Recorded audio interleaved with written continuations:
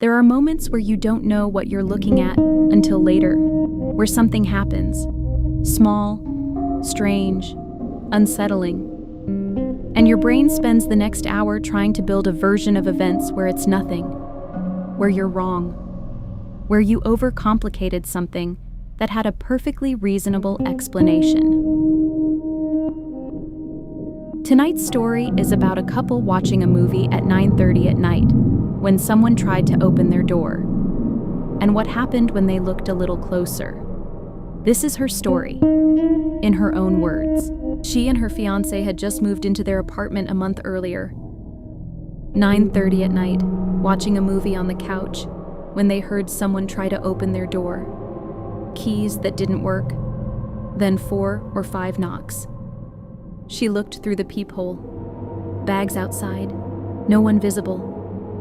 She checked the window overlooking the stairs and saw a woman sitting there, on the phone, with a lot of luggage.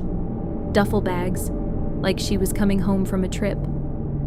She was nervous, but worried the woman might need help. So she stepped out onto her porch and asked if she was okay. The woman said her friend lived here, and she needed to see her. OP told her she had the wrong apartment. The woman pushed back, said her friend definitely lived here, said she'd been here yesterday with her friend at this exact apartment. OP had been home all of yesterday. Nobody had come. Nobody had been there at all. She told her again, wrong apartment. The woman gave a name, described her friend. OP had never heard the name, never met anyone matching that description. The woman then said she didn't have her phone and had no way to reach her friend. She asked to use OP's phone, specifically to log into her Instagram from OP's device. OP said she didn't have Instagram. She offered to call someone for her instead. The woman looked at her, stood up, and started walking away, saying she had nowhere to stay and didn't know where to go. OP went back inside, uncomfortable, watching from the window. The woman was back on her phone now, walking back and forth in front of the apartment, staring at it. That's when her fiancé noticed the car. One he'd never seen before. Parked nearby. Lights off. They turned their own lights off. The car's lights went off at exactly the same moment. A man got out, stood there for a moment, got back in, and sat there, still, as she was writing the post. She mentioned something she thought might be important. Their apartment is at the very back of the complex, the furthest point from the entrance. Hard to find, even if you know the address. New tenants. 1 month in, nobody around who knew them. Getting a stranger there, at that hour, felt wrong in a way she couldn't quite name. She called the non-emergency line. Officers came and were immediately concerned by what she described. The man in the car left before police arrived, but then their neighbors came out and mentioned they had Ring camera footage. The footage showed the woman with all her bags. The bags were empty. I want to sit with the bags for a moment, because that detail changes everything about how this story reads. Up until that point, you can construct a charitable version. Confused woman, wrong building, a little pushy but ultimately harmless. People do get confused. Apartment complexes can be disorienting. But the bags were empty. She wasn't coming back from a trip.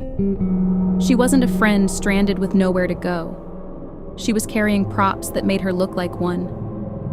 And whatever the plan was, it required her to have a reason for being there. Luggage is a reason. Luggage is a story. Luggage makes you look like a visitor, not a stranger casing an apartment at 9:30 at night with a man waiting in a car in the dark. Think about the choreography of what happened here. She had to try the door first, with keys that didn't work, which tells you someone had done enough research to know which building but not which unit. She had a cover story ready. She had a specific name ready, a description ready, a specific request designed to get access to OP's phone. And when that failed, she didn't leave. She stayed outside, staring, while the man in the car mirrored the lights. The lights. When OP and her fiancé turned their lights off, the car's lights went off at exactly the same moment. That isn't coincidence. That's communication. Someone in that car was watching the apartment windows and adjusting in real time. And the location, tucked at the very back of the complex, hard to find even with an address, means someone had either scouted it in advance or had a specific reason to know exactly where they were going. New tenants, 1 month in. Most isolated unit in the building. That is not random. The Instagram request is worth sitting with too. She didn't ask to make a phone call. She asked to log into her Instagram from OP's phone, which would require OP to hand her device over and stay present while the woman used it. That's access. That's a distraction. And the moment OP offered a phone call instead, the woman immediately disengaged, because a phone call wasn't what she needed. I don't know what they were planning. Nobody does. The police came, the man drove away, the Ring camera showed the empty bags, and that's where the story ends. Without a name, without a clear answer to what almost happened. But sometimes the ending that matters most isn't what did happen, it's what didn't. The top comment identified the tactic immediately. The woman was a distraction. While OP was focused on the conversation, her attention was completely off the man in the car and everything else. The moment OP stopped engaging, the woman had no more reason to stay. Her job was to hold attention, not to accomplish anything on her own. And this one said what most people felt before they could name it. The empty bags are the scariest part. Not the man in the car, not the mirrored lights. The bags, because the bags mean it was planned. Someone sat somewhere before this night and thought, she needs to look like she belongs there, and then filled them with nothing. Here's where Wren lands on this one. She trusted her gut. She didn't open the door all the way. She didn't hand over her phone. She didn't follow the woman anywhere. And when something felt wrong enough to act on, she picked up the phone and called. That's not nothing. That's everything. Because whatever was supposed to happen next in that parking lot, in that back corner of that complex at 9:30 on a Tuesday night, it didn't. And the reason it didn't is that she paid attention to the thing that felt wrong instead of arguing herself out of it. She didn't tell herself she was overreacting. She felt the wrongness of it, and she acted on that feeling before she had the words to explain why.